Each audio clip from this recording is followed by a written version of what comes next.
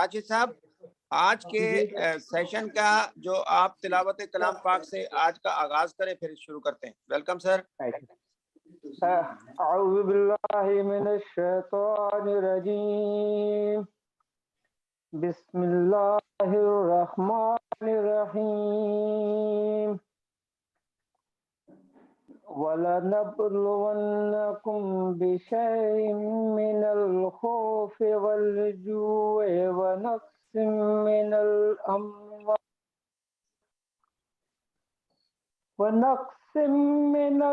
अम्वाल वल अनफुसि वस्समरात वबश्शिरिस साबिरीन अल्लज़ीना इज़ा असाबतहुम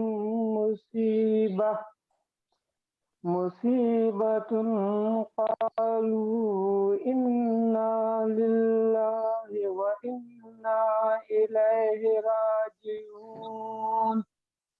तर्जुमा।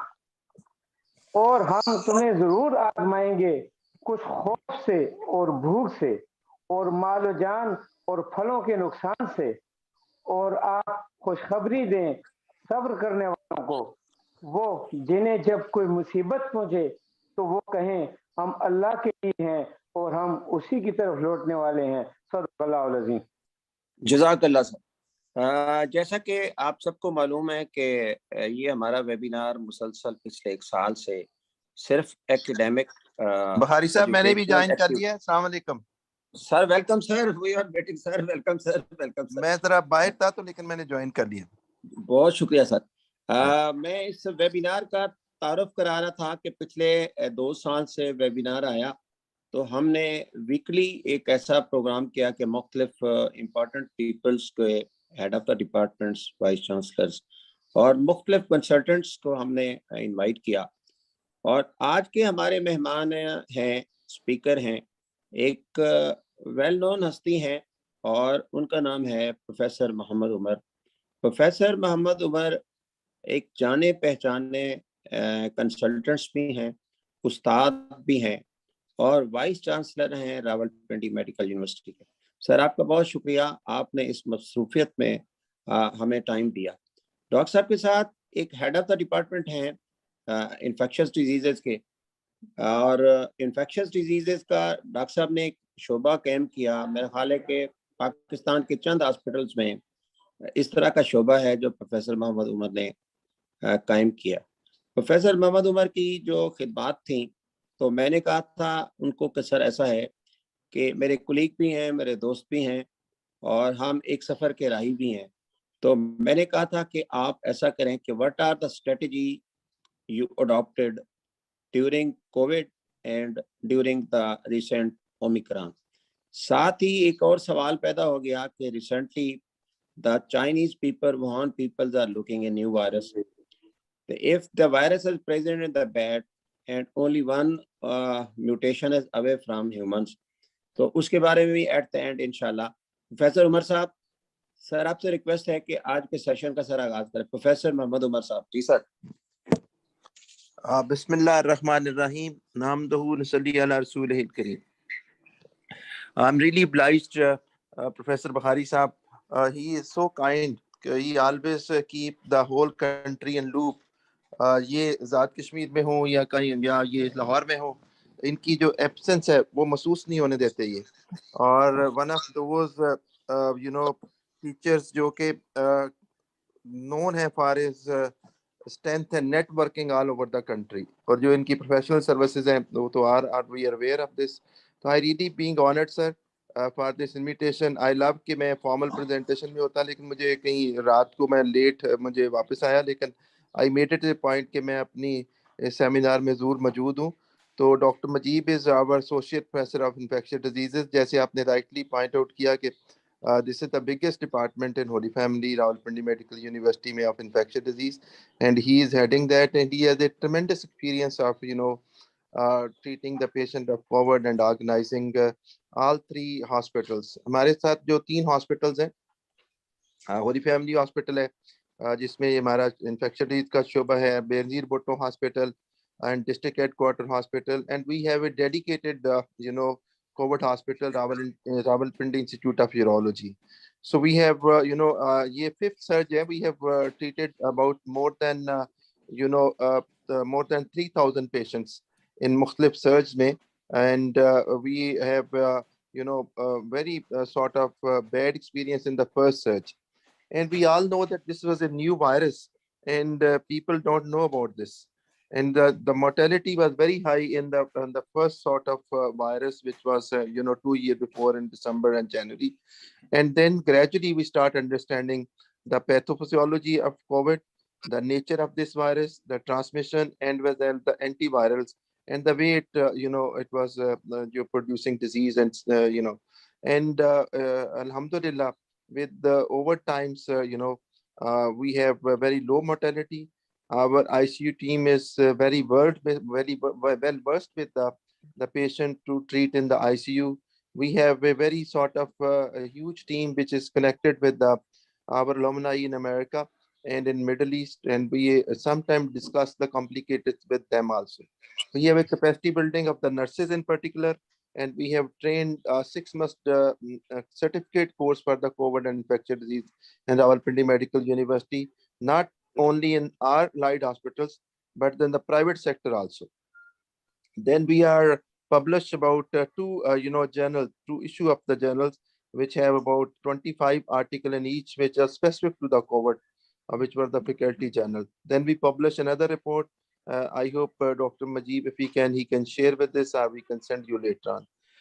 So, sir, what we have, the experience we have was the mutation of the virus, the new variant of the virus.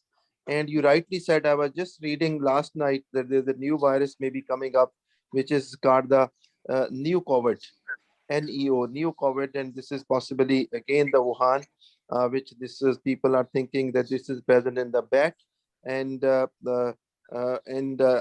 God forbid, they are thinking that this may be the most virus which will have more serious complication than the previous one. But anyhow, one message I will give to all of my colleagues and all those who have joined this very important webinar, the key is the vaccination. In the first sort of surge, the Rawalpindi Medical University and Allied Hospital admitted about I think at one time we admitted about 400 cases, and our mortality was about 20%. And now at this point of time, when there is a more than 8,000 cases admitted all over the country, and the mortality has dropped in our center to 3% or 2%, and 80% of these patients are those who have comorbidity or they are not vaccinated. So I think the key message, the medical academia and the family physician in particular must spread is the vaccination. So I think the new variant will continue to come, because the virus has we have to live with this virus like all other influenza virus. But I'm hoping, inshallah, there will be a herd immunity as we are seeing more and more cases and more vaccination, and this will be ultimate solution to this virus. So I think the medical academia has already sacrificed so many lives. So I must say, Bukhari Sahab, that we should pay our tribute to those who become the martyrs. May their souls rest in eternal peace, and the coordinated efforts of information, creating information, disseminating information, and in your leadership, our university stands behind you in all sort of activities where the life can be saved, the knowledge can be created, and knowledge can be spread to the people for their betterment. And Rawalpindi Medical University is, strictly believe that if you save one life, you save the whole mankind. With this, I thank you once again, and I'm really grateful for the invitation. And now surely I will request possibly Majib Saab to continue his professional talk. Sir, thank you once again for invitation. Ji Majid Saab, Professor Majid Saab. Bismillahirrahmanirrahim. I am humbled for such a nice introduction by Professor Mohammad Umar sahab, he is always man ahead, जो सारी team के साथ लेके चलते हैं और जिनकी वजह से हम इस काबिल हुए कि हमने बहुत सारे पेशेंट्स की लाइफ बचाने की कोशिश की। आज का जो टॉपिक है बहुत रेलेवेंट है इस लिहाज से कि हर जगह ओमिक्रॉन का जिक्र हो रहा है। तो मैं शुरू यहाँ से करूँगा कि what is meant by Omicron. Conventionally जब भी मेडिसिन्स हम पढ़ते हैं तो ज़्यादातर बीमारियां जो हैं वो लैटिन और ग्रीक वर्ड्स के साथ उनके शुरू से आगाज़ हुआ था, एरिस्टोटल के ज़माने से और सारा कुछ। तो ज़्यादातर नाम ग्रीक लेटर्स में और लैटिन लेटर्स में लिखे जाते थे। तो ओमिक्रॉन बेसिकली एक अल्फ़ाबेटिकल लेटर है, फिफ्थ लेटर ग्रीक लैंग्वेज का। फर्स्ट लेटर उसका अल्फ़ा है, बीटा है, गैमा है, डेल्टा है और फिर ओमिक्रॉन है। तो बेसिकली ये सिर्फ एक नाम है कोरोना का कि पहला जो वेरिएंट था, पहले तो हमें पता नहीं था कि और वेरिएंट आएंगे या नहीं, तो पहले वायरस को उन्होंने कोरोना वायरस कह दिया। कोरोना से मुराद होता है कि सूरज, तो क्योंकि वायरस की शक्ल ऐसी थी कि उस पर स्पाइक्स थी तो साइंटिस्ट ने उसका नाम कोरोना रख दिया। उसके बाद दूसरा वायरस आया तो हमने पहले वायरस को अल्फा कह दिया, दूसरे को बीटा कह दिया, फिर डेल्टा आया, गैमा आया, आयोटा आया, और अब जो आया वो उसको हम ओमिक्रॉन कहते हैं। तो ये मैं सिर्फ इसलिए बताना चाहता हूँ कि ओमिक्रॉन कोई ऐसी चीज़ नहीं है कि हम कहें कि कोई खास वजह है कि इसका नाम ओमिक्रॉन है। हमने नाम रखना था, उसकी आइडेंटिफिकेशन करनी थी, तो हमने उसका नाम ओमिक्रॉन रखा। हमें ये भी पता है बहुत अरसे से कि कोई भी जब वायरस आता है उसमें म्यूटेशन होती हैं, कई दफ़ा छोटी छोटी म्यूटेशंस होती हैं, कई दफ़ा बड़ी म्यूटेशंस होती हैं। अगर सिर्फ छोटी म्यूटेशंस हों, फॉर एग्जांपल उसकी स्पाइक्स चेंज हो रही हैं, डिफरेंट किस्म के उसके एंटीजेंस चेंज हो रहे हैं, तो हम उसको एंटीजेनिक शिफ्ट कहते हैं। और अगर कोई मेजर चेंज हो रही हो किसी वायरस के अंदर तो हम उसको एंटीजेनिक ड्रिफ्ट कहते हैं। एंटीजेनिक शिफ्ट हमें बहुत पहले से पता है, जब से हमने इन्फ्लुएंजा को ट्रीट करना शुरू किया तो हमें पता है कि हर साल इन्फ्लुएंजा अपनी थोड़ी सी म्यूटेशन कर लेता है। और इसी वजह से जब हम वैक्सीनेशन की बात करते हैं इन्फ्लुएंजा की, तो हर इलाके का हर साल एक WHO हमसे मांगता है कि आपके इलाके में कौन सा इन्फ्लुएंजा वैक्सीन है जो इस वक्त अवेलेबल, जो इन्फ्लुएंजा वायरस प्रिवेल कर रहा है, जिसके मुताबिक हम आपको इंसुलिन, जिसके मुताबिक हम वैक्सीन की आपको एडवाइस करें। तो अब बिल्कुल उसी तरह से कोविड के भी डिफरेंट वेरिएंट्स जो हैं हमने आइडेंटिफाई करना शुरू कर दी।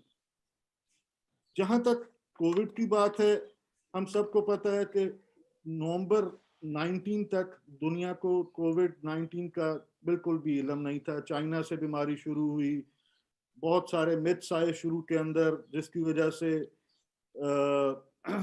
गैर ज़रूरी तौर पे ऊपर लोगों में पैनिक भी फैला, लॉकडाउन्स भी हुए, हमारी इकोनॉमिक रिसेशन भी हुई। लेकिन जैसा कि प्रोफेसर डॉक्टर उमर साहब ने बताया कि आहिस्ता आहिस्ता हमने सीखा, एकेडमिकली भी सीखा, इकोनॉमिकली भी सीखा, सोशली भी सीखा, और अब हम उस स्टेज पे पहुंच गए हैं कि हम किसी हद तक कह सकते हैं कि हमने बीमारी को समझना शुरू कर दिया है। लेकिन बीमारी इतनी ज़्यादा फैली, सारे ग्लोब के अंदर फैली कि फ़ौरन ही पैंडेमिक डिक्लेयर हो गया और WHO ने इसे इमरजेंसी डिक्लेयर कर दिया। नंबर ऑफ इफेक्टीज इतने ज़्यादा थे कि अगर मॉर्टेलिटी बहुत कम भी हो तो उसका इम्पैक्ट दुनिया में बहुत ज़्यादा होता है। और उसके साथ साथ ये हुआ कि ये पहली दफ़ा हुआ कि एक ऐसी बीमारी आई कि जिसने बहुत सारे हेल्थ केयर प्रोफेशनल्स को भी इमीडिएटली इन्वॉल्व कर लिया, क्योंकि हमारे सोशल नॉर्म्स इस तरह के थे, हमारी जो हेल्थ डिलीवरी सिस्टम इस तरह का था कि हम बहुत ज़्यादा प्रिपेयर्ड नहीं थे, और हमारे जो डिफरेंट किस्म के प्रिवेंटिव मेजर्स थे हेल्थ प्रोफेशनल्स के, वो इतने इस्टेब्लिश नहीं हुए थे कि डेवलपिंग कंट्रीज़ के अंदर तो बहुत ही ज़्यादा डिवास्टेटिंग किस्म के इश्यूज हुए। हमारे नेबरिंग कंट्रीज़ के अंदर हमने देखा बहुत ज़्यादा डेथ्स हुई और हेल्थ केयर प्रोफेशनल्स की भी बहुत ज़्यादा डेथ्स हुई। लकीली अल्हम्दुलिल्लाह पाकिस्तान में हम किसी हद तक उससे बचे रहे। अब थोड़ा सा हम बात करते हैं कोविड वायरस की कि कोरोना वायरस है क्या। कोरोना वायरस बेसिकली एक वायरस है जो रेस्पिरेटरी ट्रैक्ट इन्फेक्शन काज करता है, और इसके लातादाद सिम्टम्स होते हैं। अब आज के ज़माने में कोई भी आदमी हमारे पास आता है जिसको बुखार हो, नज़ला ज़ुकाम हो, बॉडी एक्स पेन्स हो, हेड एक्स हो, इवन डायरिया हो या कोई इररेलेवेंट किस्म का सिम्टम हो जो आप समझते हैं कि कहीं और अल्टीमेटली कई दफा एंड पे वो कोविड-19 ही एस्टेब्लिश होता है। अवेयरनेस इतनी ज्यादा हो गई है कि बहुत सारे मरीज जो हैं वो खुद इसको एस्टेब्लिश कर लेते हैं कि मेरे घर में नज़ला जुकाम शुरू हो गया है, एक आदमी से दूसरे को शुरू हो गया है, तो शायद ये कोविड है, इसलिए वो खुद ही कई दफ़ा आइसोलेट हो जाते हैं और आप हमें नहीं बताते। लेकिन मैं उन लोगों को पॉइंट आउट करना चाहता हूँ जो बहुत पढ़े लिखे भी होते हैं, इवन मैंने मेडिकल कम्युनिटी में भी देखा है, जिनको ये पता चल जाता है कि उनको कोविड इन्फेक्शन हो गई है और वो सेमिनार्स भी अटेंड कर लेते हैं, वो पार्टीज भी अटेंड कर लेते हैं और उनके जहन में होता है कि मुझे तो कोविड हो गया है, मुझे तो कोई फर्क नहीं पड़ता, मैं कहीं भी मूव कर दूं। लेकिन अनफॉर्चुनेटली होता ये है कि उस एक आदमी की वजह से शायद हजारों दूसरे आदमी जो हैं वो मुतासर होते हैं और बीमार हो जाते हैं। तो as a professional, as a nation, हमें ये एस्टेब्लिश करने की ज़रूरत है कि ये सिर्फ हमारी बीमारी नहीं है, ये पूरी नेशन की बीमारी है। अगर हम बीमार हैं और बाहर जाते हैं और ये बीमारी किसी को कम्युनिकेट कर देते हैं तो हम कभी भी उसको ख़त्म नहीं कर सकते। इन्फेक्शियस डिजीज में सबसे इंपॉर्टेंट चीज़ ये होती है कि आपने जो इन्फेक्शियस चेन होती है उसको ब्रेक करना होता है। इन्फेक्शियस चेन किस तरह बनती है? एक तो वो ऑर्गेनिज्म या बग होता है जो डिजीज कॉज कर रहा होता है, एक वो एनवायरनमेंट होता है जिसके अंदर वो सरवाइव करता है, और तीसरा वो होस्ट होता है जो उस बग को उस एनवायरनमेंट के थ्रू किसी और आदमी को फैलाता है। इन तीनों में से जब तक हम कोई चीज खत्म ना करें उस वक्त तक हम ये चेन कभी भी खत्म नहीं कर सकते। अब मैं कोविड के रेफरेंस से इस चेन की बात करूं तो ह्यूमन बींग्स जो हैं वो इसके होस्ट हैं। हम एक आदमी को, जिस आदमी को वायरस इन्फेक्ट कर देता है, हम कहते हैं कि ये कोविड होस्ट है। वायरस जो है वो कोरोना वायरस है, इधर वो अल्फा वायरस हो, बीटा वायरस हो, डेल्टा वायरस हो या अब वो ओमिक्रॉन हो। और ये हमें पता होना चाहिए कि ये जो डिफरेंट वायरसेस हैं इनके बारे में एक टर्म WHO ने या CDC ने इंट्रोड्यूस की हुई है कि कौन से वेरिएंट ऑफ इंटरेस्ट हैं और कौन से वेरिएंट ऑफ कंसर्न हैं। वेरिएंट ऑफ कंसर्न से मुराद ये होता है कि ये ऐसे वेरिएंट्स हैं वायरस के इस वक्त जिनके ऊपर एक्टिवली तो जो है वो सर्वाइलेंस कर रहा है और ये मॉर्बिडिटी और मॉर्टेलिटी की मेजर जो चंक है वो इन डिजीजेस की वजह से।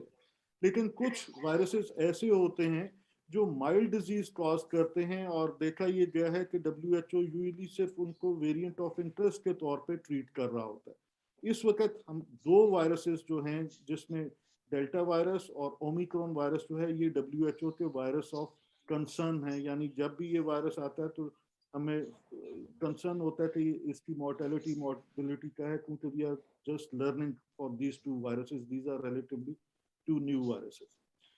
तो मैं बात कर रहा था कि चेन ऑफ इन्फेक्शन किस तरह तोड़ी जाती है। तो होस्ट तो इंसान है, वायरस इस वक्त हम समझ लें कि ओमिक्रॉन वायरस है, और एनवायरनमेंट हमारी जो है वो एयर है, फिजा है, क्योंकि हम सबको पता है कि ये रेस्पिरेटरी डिजीज है। ड्रॉपलेट के साथ इसकी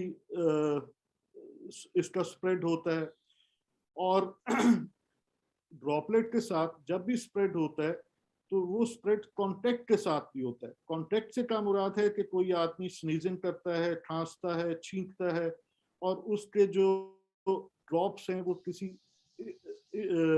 इमीडिएट आर्टिकल के ऊपर ड्रॉप करते हैं। फॉर एग्जांपल मैं बात कर रहा हूँ और कंप्यूटर के ऊपर मेरे ड्रॉपलेट्स जो हैं इस वक्त गिर रहे हैं, अगर मेरे बाद ये कंप्यूटर कोई और आदमी इस्तेमाल करे और कंप्यूटर की सफाई ना की हो तो देयर इज अ पॉसिबिलिटी कि हाथ लगाने से वो ड्रॉपलेट्स किसी सेकंड आदमी के हाथ पे लगें और इस तरह उसको ट्रांसमिट हो जाए। इसी वजह से जैसे ही साइंटिस्ट ने आइडेंटिफाई किया कि ये रेस्पिरेटरी डिजीज है तो यूनिवर्सल प्रिकॉशंस जो हैं उनकी इम्प्लीमेंटेशन शुरू हो गई।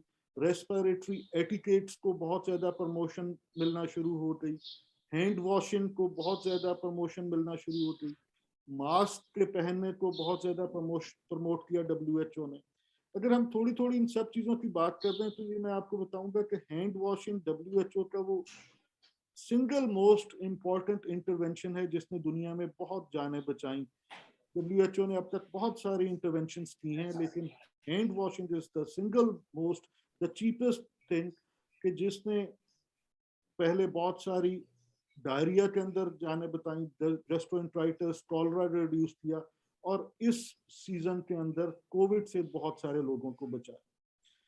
अब बहुत सारी मिथ्स हैं, बहुत सारे लोग हैंड सैनिटाइजर्स बहुत यूज करते हैं, बिल्कुल इस्तेमाल करने चाहिए, लेकिन सबसे अच्छा तरीका पानी और साबुन से हाथ धोना है। ये हमें याद रखना चाहिए कि अगर हमारे पास अवेलेबल हो, हॉस्पिटल्स के अंदर अवेलेबल हो, घर में अवेलेबल हो, तो सिंपल वाटर और सोप के साथ हाथ साफ करना सबसे अच्छा हैंड हाइजीन। सेकंड नंबर के ऊपर definitely sanitizers, they are freely available, लेकिन हमें ये याद रखने की जरूरत है कि हैंड सैनिटाइजर्स बहुत सारे जो हैं फेक भी मार्केट में आ गए हैं। तो one should be very clear as a health care professional कि हम जो हैंड सैनिटाइजर यूज करें वो अप्रोप्रिएट हो, और अपने हाथ को बाद में हमें किसी रात को सोते हुए या किसी वक्त एक अच्छी पेट्रोलियम जेली या कोई सॉफ्टनिंग क्रीम भी इस्तेमाल करनी चाहिए, वरना देखा गया है कि बहुत सारे पेशेंट, बहुत सारे डॉक्टर्स जो रिपीटेडली हैंड हाइजीन का अपना ख्याल रख रहे हैं, उनको स्किन एलर्जीज होना शुरू हो गई हैं या उनको डर्मेटाइटिस होना शुरू हो गया ये डिफरेंट किस्म के सैनिटाइजर्स यूज करने से।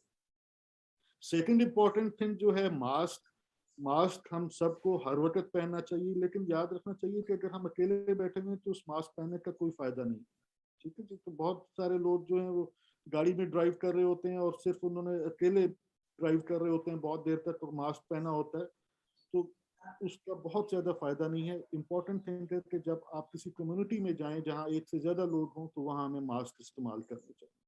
सोशल डिस्टेंसिंग हमने बहुत ज्यादा अपने आप को पिछले एपिडेमिक्स के अंदर ट्रेन कर लिया था। सोशल डिस्टेंसिंग के लिहाज से हम दूर से ही हाथ हिला देते थे, चेस्ट पे हाथ रख देते थे, लेकिन आई हैव ऑब्जर्व कि अब लास्ट फ्यू मंथ से जब से फोर्थ वेव खत्म हुई थी तो हम डॉक्टर्स ने भी एक दूसरे से हाथ मिलाना शुरू कर दिया है, बगल पीर भी होना शुरू हो गए। मेरा ख्याल है we should still avoid this. ये कोई आल्दो हमारा कल्चर इस तरह है कि जब तक हम फिजिकल कांटेक्ट ना करें, किसी से हाथ ना मिलाएं, हाथ ना करें, हम समझते हैं कि सेकंड पर्सन को हमने सही तरह इज्जत नहीं दी या उसने हमें इज्जत नहीं दी, लेकिन this is the need of the time कि हम उस सोशल डिस्टेंसिंग को कंटिन्यू करें। आपको मेरी आवाज आ रही है जी? जी आ रही है, आ रही है, आवाज आ रही है जी, आ रही है आवाज। जी सर आ रही है, जी सर आ रही है आवाज। Thank you. रेस्पिरेटरी एटिकेट्स अब तो हमने अपने बच्चों को भी बहुत अच्छी तरह समझा दिया है, लेकिन स्टिल हमें नजर आता है कि लास्ट फ्यू डेज में हॉस्पिटल्स में इन्फेक्शंस बहुत ज्यादा हो गई है। मैं आपको बताता हूँ, मेरे हॉस्पिटल्स में बहुत सारे डॉक्टर्स जो ओपीडीज में काम कर रहे हैं वो बेचारे इन्फेक्ट होना शुरू होते हैं, और उसकी वजह यह है कि जो पेशेंट्स आते हैं और जो पेशेंट्स पेरिफेरीज से आते हैं अभी भी वो ओपीडीज में आके अपना मास्क नीचे करते हैं और हमें कफ करके दिखाने की कोशिश करते हैं कि खांसी इस तरह आ रही।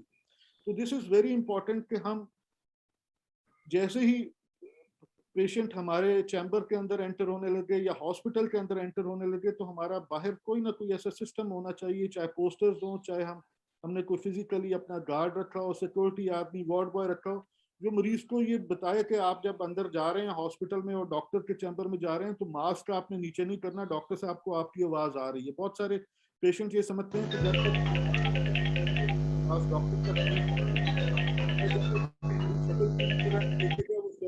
मेरी कम्युनिकेशन उसके साथ प्रॉपर नहीं हो सकी। सिमिलरली अब तो outro sim. Eu cara tem como ver toda com cara. Zafar साहब अपना माइक्रोफोन म्यूट पे कर दें। जफर साहब प्लीज, जफर साहब अपना फोन म्यूट कर दें, आपकी वजह से डिस्टरबेंस हो रही है इस मीटिंग में। डॉक्टर कैसे साहब बहुत शुक्रिया आपका। तो अपने चैम्बर्स का डिजाइन अपना इस तरह का कर लीजिए कि आपका डिस्टेंस पेशेंट से दूर हो, दरमियान में कोई ग्लास शीट या प्लास्टिक शीट हो, क्योंकि एक फिजिशियन जब बीमार हो जाता है और स्पेशली फैमिली फिजिशियन बीमार हो जाता है तो वो खुद भी बीमार होता है और उसकी जो कम्युनिटी होती है वो भी बहुत ज़्यादा सफ़र करती है। और ये बहुत छोटी छोटी सी चीज़ें हैं जो हम कर सकते हैं। सिमिलरली जो हमारी स्टेथोस्कोप्स हैं ये भी ट्रांसमिशन का जरिया बनती हैं patients to patients and from patients to ourself. तो ये ज़रूरी है कि एक अच्छे अल्कोहल स्वैब के साथ हम हर पेशेंट के बाद अपनी स्टेथोस्कोप को क्लीन कर लें। थर्ड इम्पॉर्टेंट थिंग जो as a health care professional हमें ज़रूरत है वो ये है कि हम जब अपने घर पहुँचें तो ये वायरस अपने घर ना ले जाएं। अब हम में से बहुत सारे लोग ये भुगत चुके हैं कि वो उनकी इम्यूनिटी तो ठीक है लेकिन घर जाके उन्होंने अपने बूढ़े पेरेंट्स को ये वायरस दे दिया और अल्टीमेटली बेचारों की डेथ्स हो गई। तो ये ज़रूरी है कि जब हम अब घर पहुँचें तो आइडियल तो ये होना चाहिए कि हॉस्पिटल से ही बात लेके जाएं, लेकिन अगर हॉस्पिटल से बात लेके नहीं जा सकते तो घर पहुंचकर सबसे पहले बात लें, कपड़े चेंज करें और फिर अपने फैमिली के साथ मिले जुलें। और अगर हमें ज़रा भी कोई रेस्पिरेटरी ट्रैक इन्फेक्शन के साइन सिम्टम्स हैं या even body aches, pains, fatigues हैं तो we should be isolated at least from our nears and dears और उनके साथ हमें कम्युनिकेट नहीं करना चाहिए। कई दफ़ा इसमें सोशल इश्यूज भी होते हैं लेकिन मेरा ख्याल है prevention is the best care. अब रेस्पिरेटरी एटिकेट्स बच्चों को भी समझाने की जरूरत है। हम सब का एक स्पॉन्टेनियस वो है कि जैसे ही हमें छींक आती है या हम कफ करते हैं तो हम अपनी पाम के ऊपर वो लेने की कोशिश करते हैं। आल्दो मीडिया ने बहुत इसको एनकरेज किया है कि जब इस तरह की कोई चीज़ हो तो इधर we should use a tissue paper और वी शुड, अगर हमारे पास टिश्यू पेपर नहीं है और आपने स्नीजिंग करनी है या कफ करनी है तो we should take it on the elbow. लेकिन इसको अभी बहुत ज़्यादा प्रमोट करने की ज़रूरत है और हमने देखा कि जब ये बहुत ज़्यादा प्रमोट हो रहा था हैंड हाइजीन, जब ये बहुत ज़्यादा प्रमोट हो रहा था मास्क पहनना, सोशल डिस्टेंसिंग, और टेलीफोन के ऊपर भी सबसे पहले हम यही सुनते थे जब किसी को फ़ोन करते थे तो हमारे केसेस, हमारे नंबर ऑफ पेशेंट्स बहुत ज़्यादा रिड्यूस हो गए थे। लेकिन हर दफ़ा ये हुआ है कि जब एक सर्च ख़त्म होती है तो हम समझते हैं कि हम सेफ हो गए हैं और उस के कुछ अरसे के बाद हम अपने ये सोशल नॉर्म्स दोबारा बैक टू नॉर्मल की तरफ लाना शुरू कर देते हैं। हमारी सोशल डिस्टेंसिंग ख़त्म हो जाती है, हम लोगों से हाथ मिलाना शुरू हो जाते हैं, हम मास्क पहनना बंद कर देते हैं और नए सिरे से बीमारी शुरू हो जाती है। ये तो एक प्रिवेंशन का एस्पेक्ट है। अब दूसरा चीज़ ये है कि पहले साल हमारे पास वैक्सीन अवेलेबल नहीं थे और एक सिर्फ डर खौफ था कि एक वायरस आ रहा है जिसका हमें कुछ पता नहीं है, जिसकी ट्रीटमेंट कोई नहीं है, जिसकी प्रिवेंशन कोई नहीं है, वायरस के लिए वैक्सीन कोई नहीं है। साइंटिस्ट ने बहुत रैपिडली, बहुत तेजी से, बहुत सारी फार्मास्यूटिकल कंपनीज ने साइमल्टेनियसली बहुत सारे वैक्सीन मार्केट कर लिए और as a Pakistani we should be oblige to our government के गवर्नमेंट ने बहुत इनिशियल फेजेस पे जब शुरू में ही नेशंस ने ये वैक्सीनेशन अपनी कौमों को शुरू करना शुरू किया तो हमें भी ये वैक्सीन मिल गया और as a health care provider को प्रायोरिटी भी मिली और बहुत शुरू में मिल गया।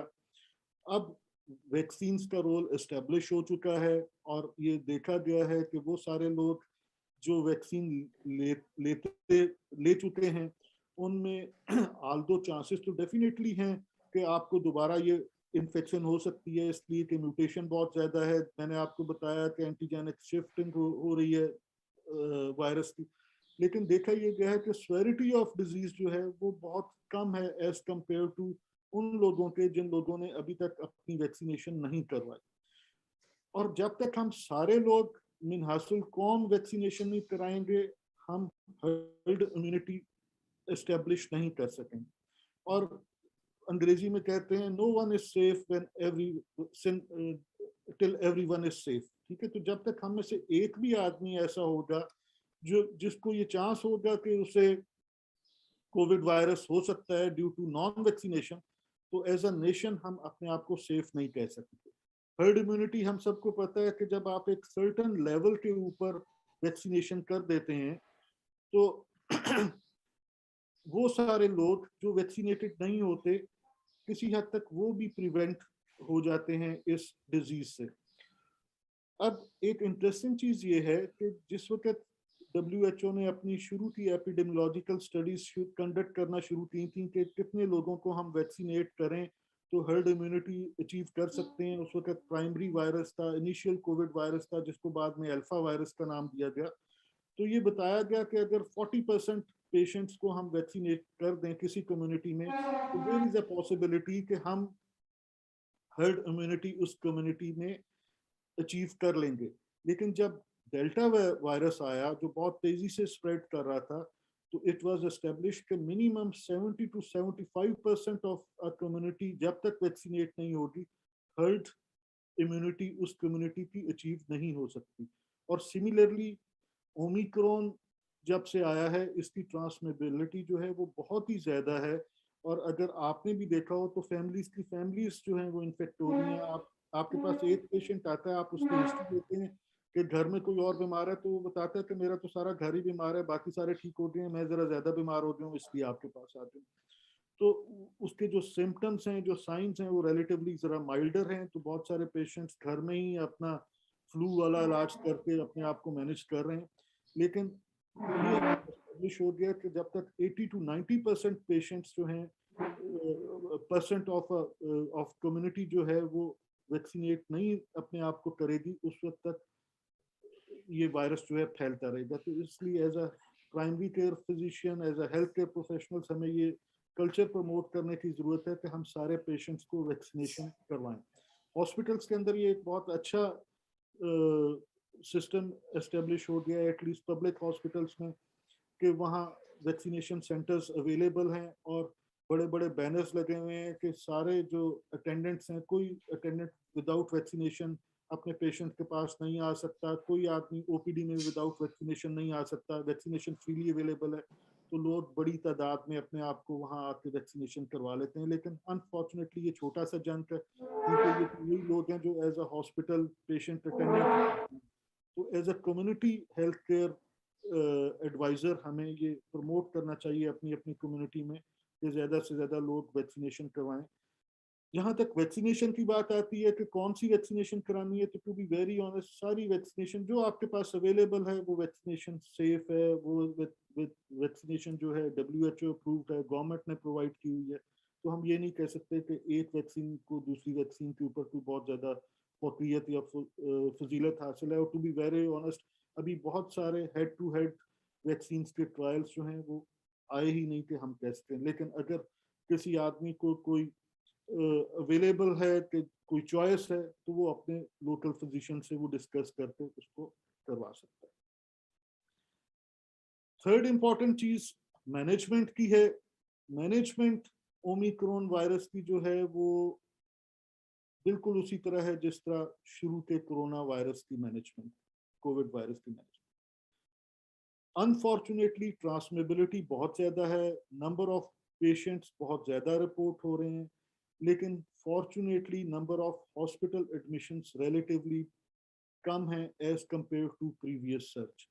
और जो number of patients seriously admitted हैं हॉस्पिटल्स के अंदर, वो रिलेटिवली जो प्रीवियस फर्स्ट सर्च थी उससे रिलेटिवली काफ़ी कम है। और उसकी एक वजह यही है कि ज़्यादातर लोग जिनको अब ये ओमिक्रॉन हो भी रहा है, या तो वो वैक्सीनेटेड हैं या उन्होंने शुरू के अंदर उसको अच्छी तरह, वो जो एक था ना कि शुरू का जो फियर था साइकोलॉजिकली भी होता था कि कोविड कोई हो जाए, जब पहले हम किसी को कहते थे कोविड तो वो समझता था ये डेथ सेंटेंस हो गया।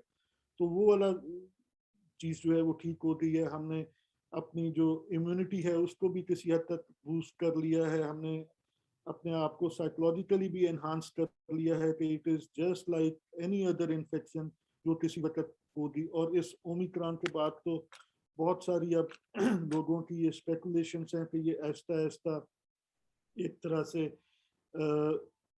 जिसको हम उर्दू में कहते हैं कि मौसमी इन्फेक्शन या मौसमी बुखार की तरह की इसका बिहेवियर होता जा रहा है। और बहुत सारे हेल्थ एक्सपर्ट्स का ये ख्याल है कि अगर 2-3 म्यूटेशंस और हो गई और वो माइल्डर म्यूटेशंस हुई, उन्होंने बहुत ज़्यादा लीथल उनके कॉन्सिक्वेंसेस ना हुए, तो हो सकता है किसी स्टेज के ऊपर WHO इसको एक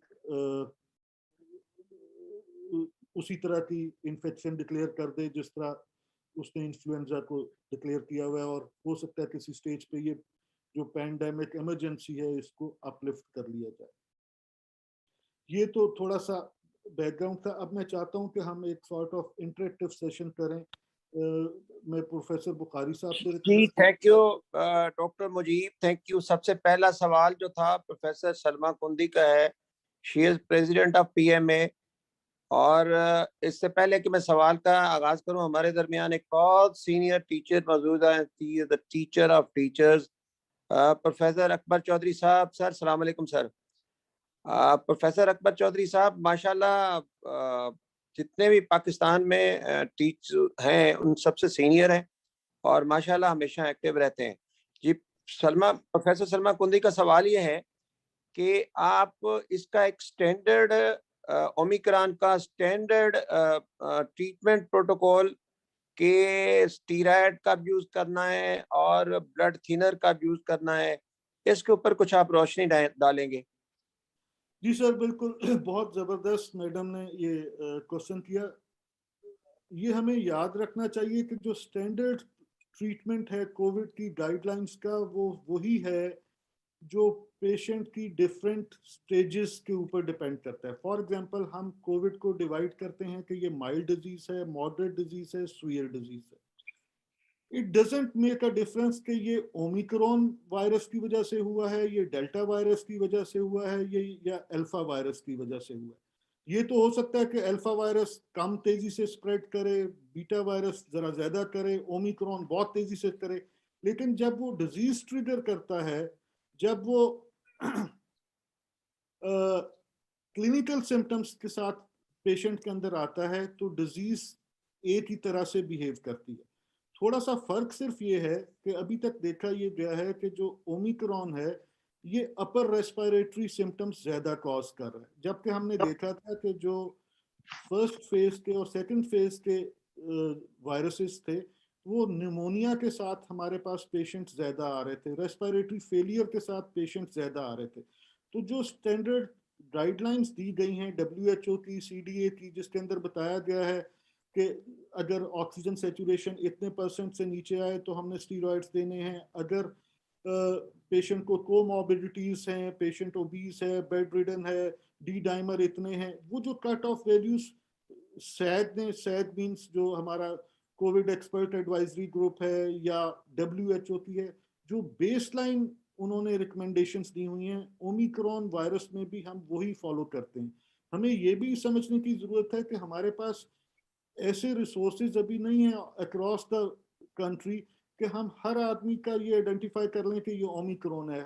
हमें नहीं पता कि ये ओमिक्रॉन है, ये बीटा वायरस की वजह से इन्फेक्शन हुई है। हमारे पास तो रिजल्ट आता है कि PCR for Covid is positive, और अगर हम सो कार्ड आर्टिफिशियल इंटेलिजेंस यूज करते हैं और हम CT स्कैन HRCT करते हैं, उसके ऊपर कोई वो हमें सस्पिशन आता है, तो वी स्टार्ट ट्रीटिंग एज कोविड-19 डिजीज। और कोविड-19 डिजीज की जो बेसिक मैनेजमेंट है वो यही है कि आप ऑक्सीजन सेचुरेशन पेशेंट की ऑब्जर्व करते हैं, आप पेशेंट को अंडर ऑब्जर्वेशन रखते हैं, आइसोलेट रखते हैं। अगर आप ये समझते हैं कि कोई सेकेंडरी इन्फेक्शन है, और सर एक और मैं अपने जूनियर कोलीग्स के लिए कहना चाहूँगा कि होता ये है कि हमारे पास एक कोविड का मरीज आता है जिसको मल्टी मॉर्बिडिटी होती है, जिसको कोमॉर्बिडिटीज होती हैं। हम सारी वो बेसिक्स भूल जाते हैं कि हमने उसकी डायबिटीज भी ट्रीट करनी है, हमने उसका ब्लड प्रेशर भी ट्रीट करना है, हमने उसका यूरिया क्रिएटिनिन का भी ख्याल रखना है। हमारा सारा फोकस उसके कोविड की तरफ हो जाता है, और नतीजा ये होता है कि कोविड तो 10-15 दिनों के बाद शायद ठीक हो जाता है, लेकिन वो डायबिटीज की वजह से डायबिटिक कीटोएसिडोसिस में चला जाता है। वो 4-5-6 दिन में रीनल फेलियर के अंदर पुश हो जाता है, वो उसको अनकंट्रोल हाइपरटेंशन की वजह से स्ट्रोक हो जाता है। तो ये बहुत ज़रूरी है कि हमें पेशेंट को एज अ टोटल देखना है। तो स्टीरॉइड्स, और जहाँ तक बात है क्लेक्सेन की या कोई भी ब्लड थिनर यूज करने की, तो उसकी वही इंडिकेशंस हैं जो पहले से कोविड मैनेजमेंट की एडवाइस की गई। Thank you doctor Mujeeb. Doctor Sajid साहब का, कैसर सज्जाद का जनरल सेक्रेटरी है पीएमए का सवाल है कि इसके लिए कितने दिन की क्वारंटाइन जरूरत है, रिकमेंडेड क्या है, इसका क्या क्राइटेरिया है? सर आइडियल क्वारंटाइन तो शायद अभी भी 14 डेज की है, लेकिन सारी दुनिया के अंदर इतना ज्यादा वायरस फैल गया, हर आदमी बीमार हो गया, तो ये फिजिबल नहीं था किसी भी जगह के आप 14 डेज की क्वारंटीन करें। तो WHO अब रिकमेंड करता है कि 5 to 7 डेज की क्वारंटीन होनी चाहिए फॉर अ पर्सन जो एसिम्प्टोमेटिक है, और अगर कोई सिम्प्टोमेटिक पर्सन है तो it should be extended up to the days जब तक वो एसिम्प्टोमेटिक ना हो जाए। तो यूजुअली हम अपने हॉस्पिटल सेटिंग्स में 5 to 7 डेज की क्वारंटीन जो है वो रिकमेंड करते हैं उन लोगों को जिनका कोविड पॉजिटिव आता है और वो एसिम्प्टोमेटिक होते हैं। इसलिए कि देखा यह गया कि शुरू के कुछ दिन होते हैं उसमें पेशेंट ज्यादा इन्फेक्शियस होता है और वो ज्यादा वायरस जो है वो शेड कर रहा होता है, आल्दो बाद में भी वायरस पॉजिटिव होता है लेकिन उसकी शेडिंग रिलेटिवली रिड्यूस हो जाती है। जी, एक सवाल है अली अंजा का। इससे पहले कुछ सवालात हैं तो वो प्रोफेसर रफीक खानानी ने उनका जवाब दे दिया है कि there is no specific vaccine separate to the omicron. वही पुरानी जो वैक्सीन है स्टिल वर्किंग, और some people are going to make the trial on the omicron vaccine, still not in the market. अच्छा सर, सवाल ये है कि क्या इसके सिम्टम्स में भी कोई फर्क है जो पीछे डेल्टा और उसका था? सर बहुत सारी छोटी छोटी स्टडीज हुई हैं जिसके अंदर हमें ये पता चला है कि जो पुराने वायरस थे वो लोअर रेस्पिरेटरी ट्रैक्ट इन्फेक्शन को ज्यादा वो रिलेटिवली लंग्स को ज्यादा इन्वॉल्व कर रहे थे। इस दफा का जो ये वायरस है इसको हम रिलेटिवली माइल्डर इसी वजह से समझ रहे हैं कि रिलेटिवली कम कर रहा है। ज्यादातर पेशेंट्स जो आ रहे हैं वो बॉडी एक्स, फीवर और अपर रेस्पिरेटरी ट्रैक्ट इन्फेक्शन के साथ आ रहे हैं। मैं 2-3 स्टडीज देख रहा था जिसमें उन्होंने बताया हुआ था कि जो फर्स्ट वेव थी उसमें राउंड अबाउट 10 to 20% पेशेंट्स थे जिन्हें अपर रेस्पिरेटरी ट्रैक्ट इन्फेक्शन थी। ज्यादातर लोग ऐसे थे जिन्हें फीवर था, हेडेक था या निमोनिया के साथ आ रहे थे। जबकि ये जो ओमिक्रॉन है इसमें एक स्टडी में अप टू 78% पेशेंट्स जो हैं उन्हें सिर्फ अपर रेस्पिरेटरी ट्रैक्ट इन्फेक्शन हुआ और वो उसी तरह बिहेव किया जिस तरह इन्फ्लुएंजा बिहेव करता है, इन्फ्लुएंजा वायरस बिहेव करता है। तो रिलेटिवली है, लेकिन one should be very vigilant once one label a person as having covid, तो फिर जरूरी है कि उसकी ऑक्सीजन सैचुरेशन जो है उसको प्रॉपरली मॉनिटर किया जाए, इसलिए कि दिस हैज अ एबिलिटी कि ये निमोनिया कर सकता है। तो रिलेटिवली हमने देखा कि निमोनिया के साथ कम पेशेंट्स आए हैं और जो जनरल कॉन्स्टिट्यूशनल सिम्टम्स हैं, बॉडी एक्स, फटीग, वो इसमें ज्यादा हैं, अपर रेस्पिरेटरी ट्रैक्ट इन्फेक्शन ज्यादा है।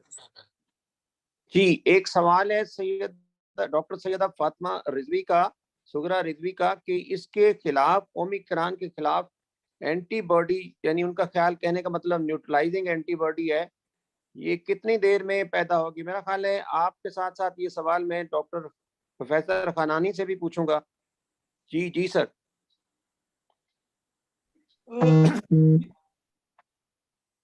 यूजुअली जो एंटीबॉडीज होती हैं वो हमें पता है कि 2 तरह की एंटीबॉडीज होती हैं, IgM, IgG। किसी भी वायरस के अगेंस्ट 7-8 दिन के बाद एंटीजेंस, वो एंटीबॉडीज IgM जो है बनना शुरू हो जाती हैं और यूजुअली 2 से 3 हफ्ते के बाद IgG बनती हैं। लेकिन ये रिलेटिवली क्लिनिकली इररेलेवेंट है इस वक्त। उसकी वजह ये है कि अब तक हमने बिहेवियर देख लिया है डिजीज का कि वो सारे लोग जिन्हें शुरू के अंदर कोविड हुआ और हम समझते थे कि अब शायद दोबारा कोविड नहीं होगा, उन्हें भी कोविड हो गया इन स्पाइट ऑफ दिस कि उनके एंटीबॉडीज लेवल बहुत अच्छे थे। ऐसे पेशेंट्स जिन्होंने वैक्सीनेशन कराई और पूरी डोज वैक्सीनेशन की करवा ली और उसके बाद एंटीबॉडीज चेक करवाई, स्पाइक एंटीबॉडीज भी अच्छे लेवल पे थी, उनको भी दूसरी तीसरी दफा कोविड हो गया। तो एंटीबॉडीज का बनना ये बिल्कुल ये नहीं शो करता कि दोबारा किसी आदमी को कोविड नहीं हो सकता, क्योंकि एंटीजेनिक शिफ्ट हो रही है। तो पॉसिबिलिटी हो सकती है कि कोई नया वेरिएंट ऐसे हो जो पुरानी एंटीबॉडीज को कैटर ना करे। और वो जिस तरह आपने कहा प्रोफेसर साहब से, आप उनकी राय भी ले लीजिए। जी प्रोफेसर खानानी, आप थोड़ा सा बताएंगे इसके बारे में? जी, अस्सलाम वालेकुम। Thank जी you sir. for giving me an opportunity to respond to this question. जो एंटीबॉडीज का बिहेवियर है, जिस तरह से कोविड का अपना वायरस का बिहेवियर इरेटिक है, बिल्कुल बिल्कुल उसी तरह से एंटीबॉडीज का जो लेवल भी है और जो क्लासिकल पैटर्न होता था, IgM antibodies were first to appear and IgG antibodies used to follow. लेकिन अब जो है वो कोविड की वायरस के सिलसिले में हम ये देख रहे हैं कि बहुत से लोगों का IgG एंटीबॉडीज पहले आ जाता है, IgM या तो उसके साथ आता है या बाद में भी आता है।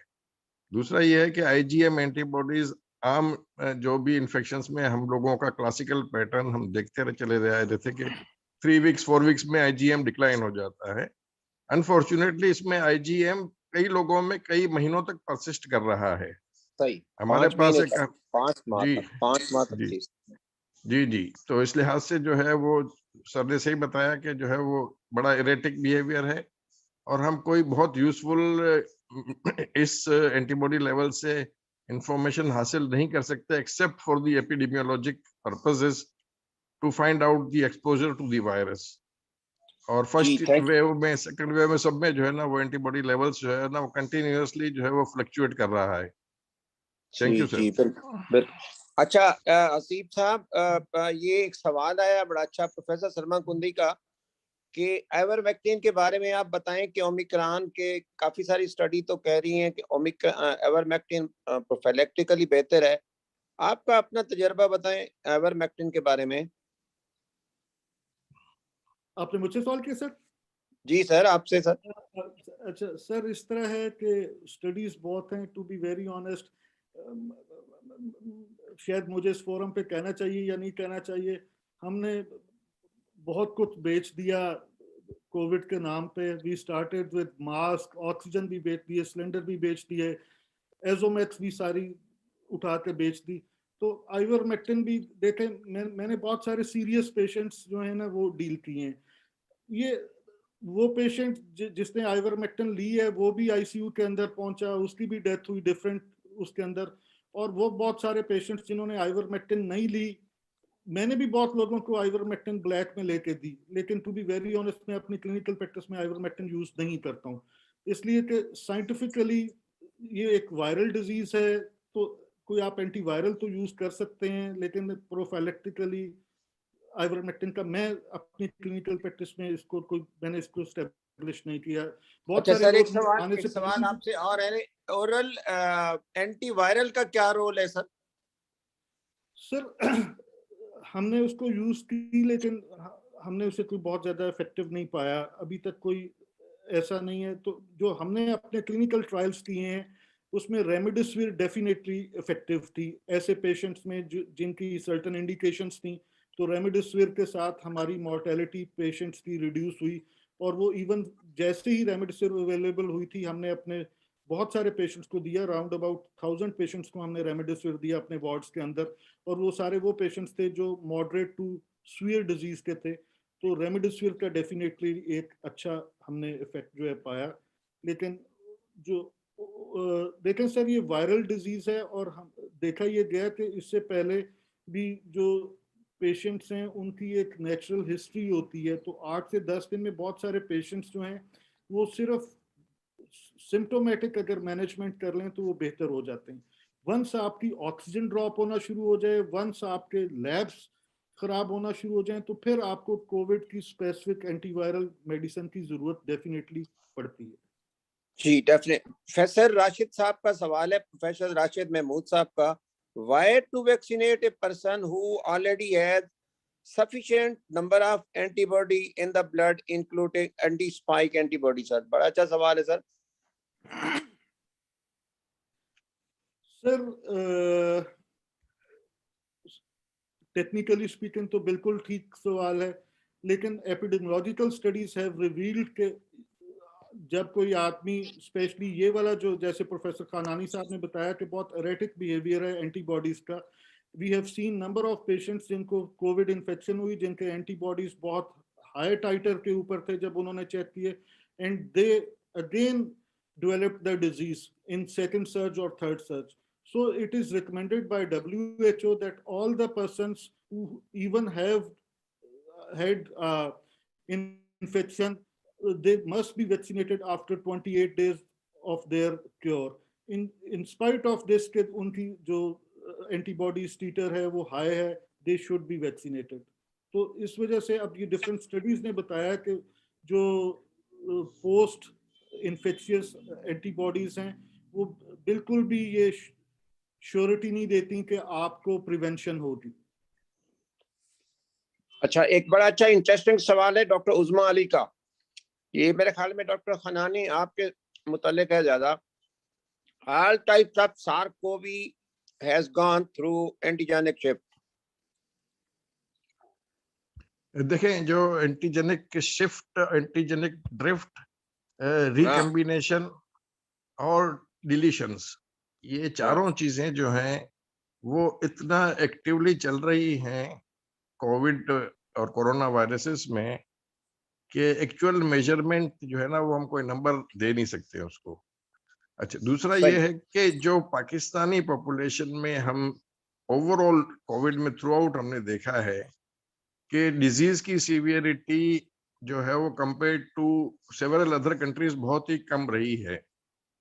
उसमें अल्लाह ताला की मदद अपनी जगह पर शामिल है, लेकिन जो साइंटिफिक एविडेंस है उसका, जो कि हम लोग सब जो है वो बीसीजी वैक्सीनेटेड हैं, पूरी नस्लें हमारी जो है वो पिछले 50 साल से इसी तरह से जो है वो मलेरिया और क्लोरोक्विन का इस्तेमाल जो है वो हमारे जनरेशंस में चला आ रहा है, बहुत कॉमन है। तो बहुत सारे ऐसे फैक्टर्स हैं हमारी पॉपुलेशन में जिसकी के वजह से जो है वो शायद कोविड या ओमाइक्रॉन या इसके जो भी वेरिएंट हैं, तो डिजीज की सीवियरिटी और मोर्टेलिटी जो है वो ग्लोबली जितनी देखी जा रही है उससे हमारे मुकाबले में रिलेटिवली कम है। तो एग्जैक्टली मॉलिक्यूलर लेवल पे क्या हो रहा है और कितनी शिफ्ट, कितनी ड्रिफ्ट आ रही है, ये हमारे यहाँ अभी भी जो है ना बहुत ही हम लोग की स्टडीज बड़ी अर्ली स्टेज में है। So hopefully we will be able to come out with some conclusion maybe in a couple of months.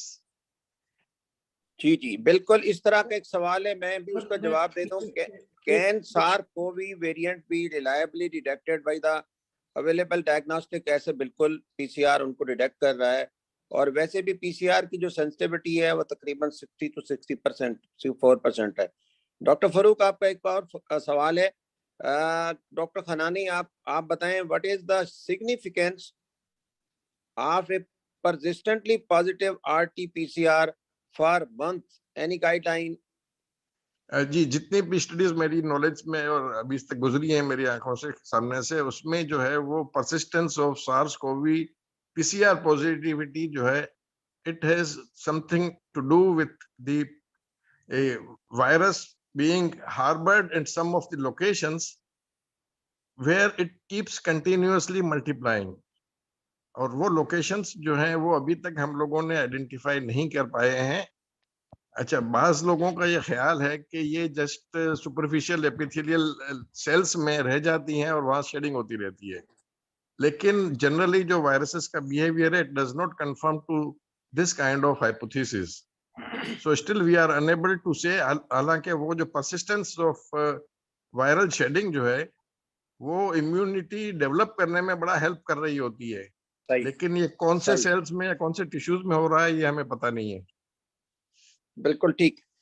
Last question, क्योंकि बहुत सारे सवाल मिलते जुलते हैं। प्रोफेसर सलमा कुंदी, आप खुद ही बता दें। प्रोफेसर सलमा कुंदी, लास्ट सवाल आप पूछें।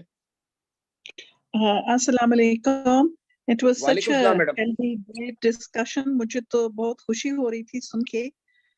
मेरा ये है कि मेरी बेटी अभी बीमार हुई थी तो हमारे डॉक्टर ने रेकमेंड किया था टोफाजेक, लेकिन वही था she was mild and asymptomatic। तो मैं सिर्फ ये पूछना चाह रही थी, it is an antiviral and ये था कि ओरल है तो उसके रोल के बारे में मैं पूछ रही थी, but you already answered it कि ओरल का इतना रोल नहीं होता।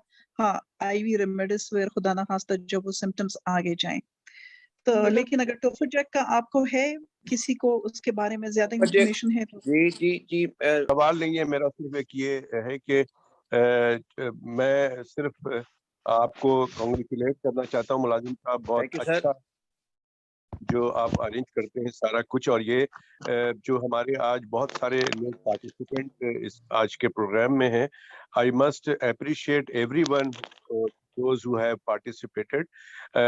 यकीनन ये बहुत ही इंटरैक्टिव और बहुत अच्छा नॉलेज होती है, और साथ ही साथ ये मुजीब साहब ने बहुत अच्छा आज अपनी प्रेजेंटेशन दी है एंड अवेयर किया है लोगों को।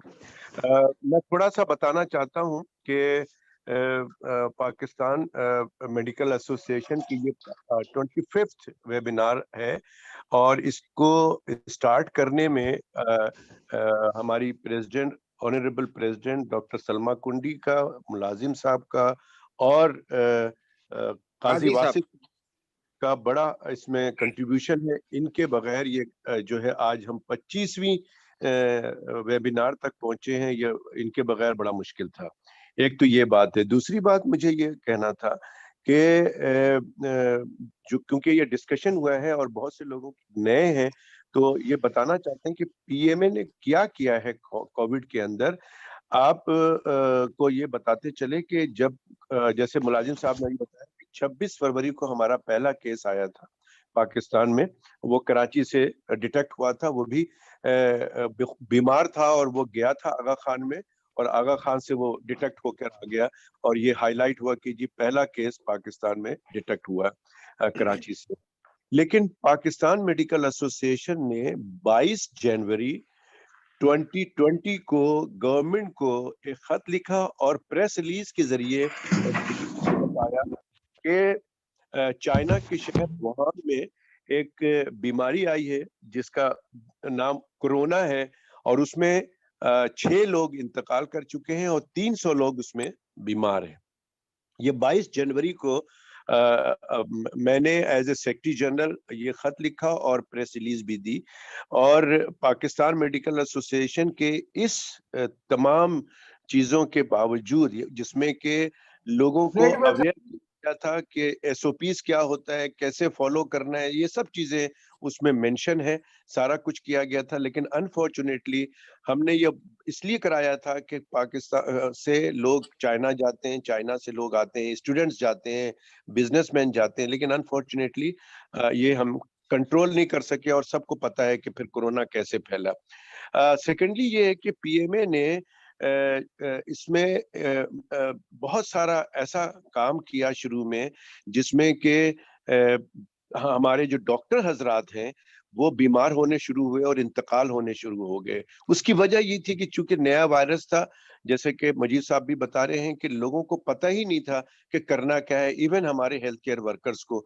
तो पीपीई एक लफ्ज आया, पर्सनल प्रोटेक्टिव इक्विपमेंट, जो कि उसको पहन के हमें मरीज को देखना था, लेकिन अनफॉर्चुनेटली वो गवर्नमेंट ने भी कुछ नहीं किया था, जिसपे हम पीएमए ने बार बार शोर मचाते रहे मीडिया के ऊपर। आप लोगों को सबको पता है कि पीएमए ने कितना इस पे शोर मचाया, और आखिर में ये हुआ कि पीपीई अवेलेबल हुई, और साथ ही साथ पाकिस्तान मेडिकल एसोसिएशन ने, जिसमें कि लाहौर ने बहुत अच्छा काम किया, कराची ने बहुत जबरदस्त काम किया, और we as a PMA centre ने इसको पीपीई को बनवाया और बनाकर डिफरेंट हॉस्पिटल्स में पर्सनली जाके डिस्ट्रीब्यूट किया, ना सिर्फ डॉक्टरों को बल्कि जो हमारे पैरामेडिकल स्टाफ हैं उनको भी दिया।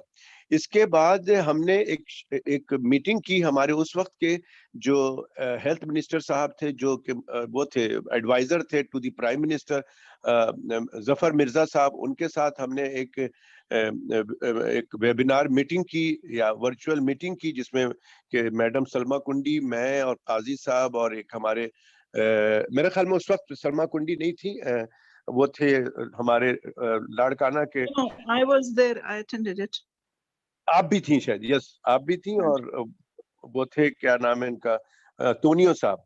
तो ये बात हमने उनसे कही कि देखें हमारे डॉक्टर्स इंतकाल कर रहे हैं, आपको प्रोवाइड करनी चाहिए, और रेगुलर बेसिस पे। आपने एक जगह दे दिया तो इसका मतलब नहीं है कि वो बात खत्म हो गई। पीपीई रेगुलर बेसिस पे सप्लाई होनी चाहिए, प्लस जो हमारे डॉक्टर्स इंतकाल कर गए अब तक किसी ने भी, और आज की डेट तक भी, मैंने कल भी एक प्रोग्राम के अंदर टेलीविजन में ये प्रोटेस्ट किया कि आज तक भी किसी ने भी उनकी फैमिली का वेलफेयर पता नहीं किया गवर्नमेंट की सतह पे, ना ही प्रोविंशियल ना ही फेडरल गवर्नमेंट ने। दिस इज वेरी अनफॉर्चुनेट कि उनकी फैमिली का क्या है। और हमारा डिसाइड हुआ था जुल्फा मिर्जा के साथ कि हम जो है इनको एक शहीद पैकेज का नाम दिया गया था, वो दिया जाएगा, लेकिन वो भी अभी तक नहीं किया गया। तो ये एक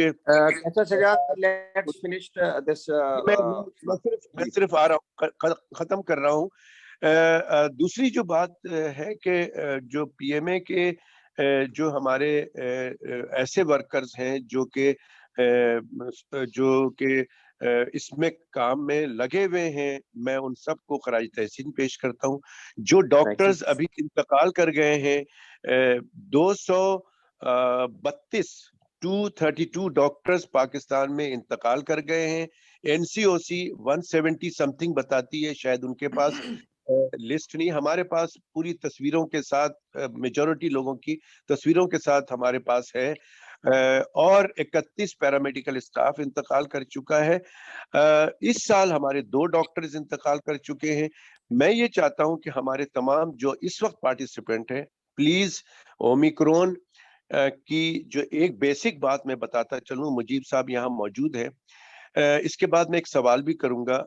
मैं ये चाहता हूं कि आप लोग प्लीज अपना ख्याल करें, अपने आप को प्रोटेक्ट करें। उसकी वजह क्या है कि जो मैं ये फिगर बता रहा हूँ 232, उसमें 4 या 5 वो डॉक्टर्स हैं जो कि कोविड के पेशेंट को डायरेक्टली देख रहे थे, यानी कोविड वार्ड में एडमिट थे, वहां पर वो देख रहे थे, वो इंतकाल कर गए। बट मेजॉरिटी वो डॉक्टर्स हैं जिनमें गायनेकोलॉजिस्ट हैं, जिनमें फिजिशियन हैं, जिनमें लैब के लोग हैं, पैथोलॉजिस्ट हैं, जिनमें जीपीज हैं। मेरे ईएनटी के शोबे के लोग सबसे ज्यादा इंतकाल कर गए हैं, एंड अदर शोबा का जो कि कोविड को डायरेक्ट नहीं दे रहे थे। इसका मतलब बताना मैं चाह रहा हूँ, पर्टिकुलरली फॉर द ओमिक्रॉन, के लोग आते हैं, आपको पता नहीं चलता है, तो प्लीज बी केयरफुल, अपनी हिफाजत करें, ताकि हम इसको बीमारी को सही तरीके से, अगर आप अभी इस वक्त मैं इस्लामाबाद के बेतहाशा लोग, हमारे हेल्थ वर्कर्स जो है वो बीमार हैं और घरों में है, गो कि इतना परेशान, हॉस्पिटलाइजेशन नहीं है लेकिन परेशान कुन जरूर है। कराची में बहुत सारे लोग, सिंध में बहुत सारे लोग, पंजाब में बहुत सारे लोग बीमार हैं। तो मेरा एक सवाल मुजीब साहब से या इस्लामाबाद के कोई लोग यहाँ जी बताएं। ये पूछना है कि मुझे बता सकते हैं कि जो ओमिक्रॉन के जो केसेस हैं, अब तक जो कोरोना के जो केसेस अभी इस्लामाबाद में हैं या लाहौर में या खानानी भी बता सकते हैं, लैब के एक्सपर्ट हैं, कि उनमें से कितने % लोग जो है नॉन वैक्सीनेटेड हैं, जो इन्फेक्टेड हैं? क्या ये कोई परसेंटेज प्रॉपर मेरे पास तो है, लेकिन शायद वो कंफर्म नहीं है, लेकिन एग्जैक्ट गवर्नमेंट से मैंने कल उनको भी बात करने की कोशिश की है, अपना जो मिनिस्टर साहिबा है फैसल सुल्तान से भी, तो वो भी शायद मुझे बताएंगे। लेकिन आप लोगों का क्या एक्सपीरियंस है? मैंने ये देखा है कि जिन्होंने बूस्टर डोज लगाया हुआ है वो शायद बहुत ज्यादा प्रोटेक्टेड है, लेकिन जिन्होंने बूस्टर डोज नहीं लगाया है, 2 वैक्सीन लगाई है, वो भी उतने ही बीमार हो रहे हैं जितने कि नॉन वैक्सीनेटेड है। आपके पास क्या ऐसी फिगर है या क्या एक्सपीरियंस है, वो प्लीज शेयर करें। जी, मैं आपको कैसा सजाद इसका जवाब मैं देता हूं कि ये पाकिस्तान की तो स्टडी है नहीं, ये कैलिफोर्निया की स्टडी है, और कैलिफोर्निया की स्टडी में ये कहा गया है कि the people who are vaccinated plus who are reinfection 57 time protected है, एक बात। दूसरा है कि the people who are unvaccinated and reinfection, their protection is about 53%। इसके बाद जो आपने सवाल किया है कि how many people are unvaccinated, California की और न्यूयॉर्क की स्टडी है, 1 मिलियन पीपल के ऊपर की गई है। अनवैक्सीनेटेड पीपल में 6 टाइम ज्यादा इन्फेक्शन देखी गई। अभी पाकिस्तान का डाटा अभी नहीं आया, जो आपके पास डाटा है वो भी अभी इतना इमेच्योर है। तो एक सवाल राशिद साहब आप कर रहे हैं, प्रोफेसर राशिद साहब, हम चीमा साहब को भी वेलकम करते हैं। चीमा साहब आप बैठे आए हमारे इस वेबिनार में, वेलकम सर। ये सर मेरा सवाल जो है वो असल में वो जैसे शिकवा है, वो बात हुई थी वैक्सीन की कि जो ऑलरेडी एंटीबॉडीज हैं उन्हें वैक्सीन क्यों लगाया, उसका जवाब ये दिया गया कि उनको भी इन्फेक्शन हो सकती है। तो सर जिनको वैक्सीन दिया गया है, बूस्टर दिया गया है, तो इन्फेक्शन तो उनको भी हो रही है। तो राशिद साहब इसका जवाब मैं दे दूं कि बात यह है कि जब देखा गया कि अभी खानानी साहब ने कहा कि हमारी जो एंटीबॉडी का लेवल है 4 से 5 माह नीचे होना शुरू हो जाता है, ठीक है, और जब हमारा जो वायरस आता है तो हमारे इम्यून सिस्टम को जागने में टाइम लेता है। और अभी कैसा सजाद ने कहा और मैं उसको कंफर्म करता हूं, जिन लोगों ने बूस्टर डोज लगवाई उनके एंटीबॉडी का लेवल बहुत ज्यादा होता है, 4000 टाइम ज्यादा होता है उन लोगों से जो उसके बाद यानी एक दफा पुराने 4 माह पुराने वैक्सीन लगाया सकता है। तो वैक्सीन बूस्टर डोज आपकी वैक्सीन को एंटीबॉडी को बूस्ट अप कर सकते हैं। एक प्रोफेसर नहीम साहब मौजूद हैं। प्रोफेसर नहीम साहब, एक सवाल है आपसे कि बच्चों के अंदर ओमिक्रॉन कितना है? प्रोफेसर नहीम साहब हैं, हेड ऑफ द डिपार्टमेंट हैं पीड्स के कश्मीर के। प्रोफेसर नहीम साहब, आर यू देयर? मैं मुलाजिम साहब, मैं जरा रफीक खानानी साहब से पता करना चाहता हूं कि 2 सवाल मेरे हैं रफीक खानानी साहब से कि एक तो ये बता दें कि आपके पास जो रेट है, पॉजिटिविटी रेट इस वक्त कोरोना का, वो क्या है, नंबर 1। नंबर 2 बात ये है कि ये जो वेरिएंट है ये कैसे पता चलता है और पाकिस्तान में क्या तमाम लेबोरेटरीज ये करती है, कितनी लेबोरेटरीज में है? क्या लाड़काना में अगर किसी को होता है तो वो क्या पता चल सकता है कि उसको कौन सा वेरिएंट है, या फैसलाबाद में या किसी ऐसी जगह पे जो छोटे शहर हैं कि क्या वहां पे वेरिएंट का पता चल सकता है? डॉक्टर जी खनानी साहब। जी डॉक्टर कैसर, इसमें देखें 3 सवाल है आपके। पहला सवाल का जवाब ये है कि पॉजिटिविटी रेट इन पेशेंट्स और इन द क्लिनिकल केसेस और सस्पेक्ट्स, वो कराची में हमारे पास तकरीबन 45% है, लेकिन अभी भी लोग, हाँ अभी भी, लेकिन लोग अभी भी ये समझ रहे हैं कि जो है ना 45% मतलब का every 45 people out of 100 people are infected, ऐसा नहीं है। 45% of the people who are being referred for the testing coming to the test।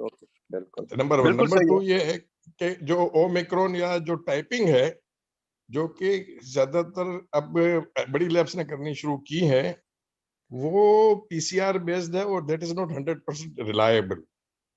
और डेफिनेटली अगर लाड़काना में या किसी भी सिटी से सैंपल्स जो है ना वो हमारे पास आते हैं और उसमें हम चेक कर सकते हैं और करते हैं और रिपोर्ट भी कर रहे हैं आजकल हम कि डेल्टा है कितना, ओमिक्रॉन कितना है या और टाइप्स हैं, लेकिन वो अभी रिसर्च बेस्ड ही स्टडीज है, तो अभी तक कोई नेशनल स्टडीज के ऊपर सामने नहीं आई है। तीसरा ये है कि एक चीज जो डिफरेंट थी वैक्सीनेशन और नॉन वैक्सीनेशन की जो डिबेट चल रही थी, उसमें outcome is different. People, infection इनको भी हो रहा है जिन्होंने वैक्सीन लगाई है, जिन्होंने बूस्टर लगाया हुआ है, लेकिन outcome is much better in those people who have got the boosters और who are vaccinated. That's all, thank you sir. अच्छा मैं एक चीज इसमें ऐड करना चाहता हूँ रफीक खानानी साहब। एक्चुअली जो ये जो ओमिक्रॉन सबसे पहले डिटेक्ट हुआ वो साउथ अफ्रीका में, और जिन्होंने किया एंजेली कोडजी, उनका कहना ये, चूंकि हम उनके साथ वेबिनार में होते हैं, और उनका कहना ये है कि ये जो वेरिएंट है ओमिक्रॉन का पता करना, इसको पता करने के लिए जिसको हम कहते हैं जीनोम सीक्वेंसी, ये बहुत ही कॉस्टली होता है। तो शायद इस वजह से पाकिस्तान में ये पता नहीं कौन करता है इतनी कॉस्टली अगर वेरिएंट को पता करना हो। तो मेरा एक सवाल था कि ये किस तरह से ये बताया जाता है कि जी ओमिक्रॉन ही है, एक बात। दूसरी बात ये है, आपकी बात से बिल्कुल एग्री करूंगा रफीक खानानी साहब के, मैं चूंकि ईएनटी सर्जन हूं, आजकल जितने भी ईएनटी के लोग हैं उनके पास ये पेशेंट बेतहाशा आ रहे हैं हमारे पास, और कुछ लोग तो टेस्ट कराकर पॉजिटिव होके भी आते हैं कि डॉक्टर साहब ये सिम्टम है, नजला जुकाम, गला खराब है, और वो सुबह बुखार हो जाता है, शाम नहीं होता है। तो जब मैं कहता हूँ यार इसका एक टेस्ट करा लें, वो तो हमने करा लिया है, तो क्या है भाई, वो तो पॉजिटिव है।